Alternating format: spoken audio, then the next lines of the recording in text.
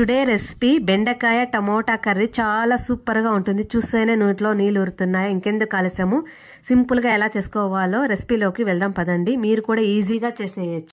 బెండకాయ టమోటా కర్రీకి మొదట స్టవ్ ఆన్ చేసి కడాయి పెట్టుకొని ఒక 4 టేబుల్ స్పూన్లు ఆయిల్ వేసుకోవాలి.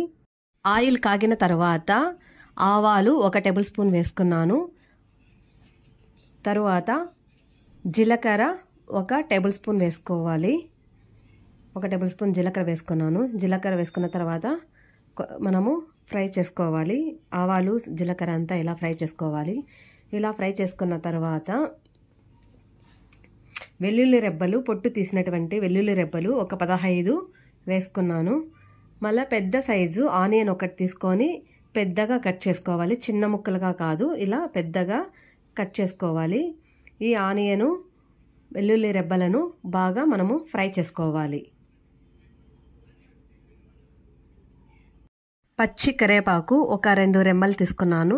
పచ్చి కరివేపాకు 2 రెమ్మలు వేసుకొని మళ్ళీ మనము అన్నీ కలిపి కొద్దిసేపు మనము ఫ్రై చేసుకోవాలి. ఆనియన్స్ బాగా ఫ్రై అయితేనే టేస్ట్ చాలా సూపర్గా ఉంటుంది.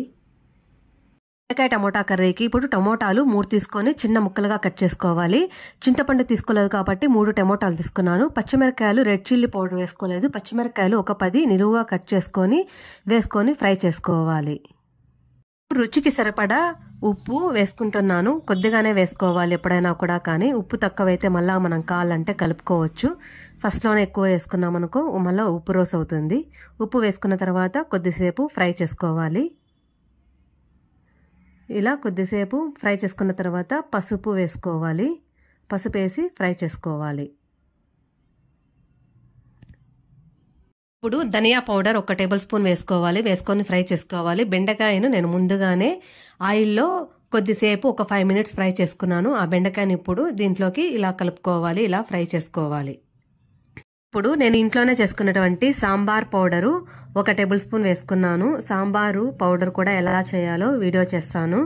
సాంబార్ పొడి చాలా బాగుంటుంది బెండకాయ కర్రీకి. వేసుకొని ఇలా ఫ్రై చేసుకోవాలి. కర్రీకి సరిపడా వాటరు 2 గ్లాసులు నీళ్ళు పోసుకొని ఒక 5 నిమిషాలు ఉడికించుకోవాలి. ఇలా లిడ్ పెట్టుకోవాలి. 5 నిమిషాల తర్వాత చూడండి ఇలా ఉడికింది. ఇంకా కొద్దిగా ఉడకాలి. ఇంకొంచెం దగ్గరకు వస్తే మనకు సరిపోతుంది బెండకాయ కర్రీకి. ఇంకొక 5 నిమిషాలు మనము ఉడికించుకోవాలి. 5 నిమిషాల తర్వాత చూడండి బెండకాయ టమోటా కర్రీ రెడీ ఫ్రెండ్స్, దగ్గరకు వచ్చింది, రెడీ అయిపోయింది.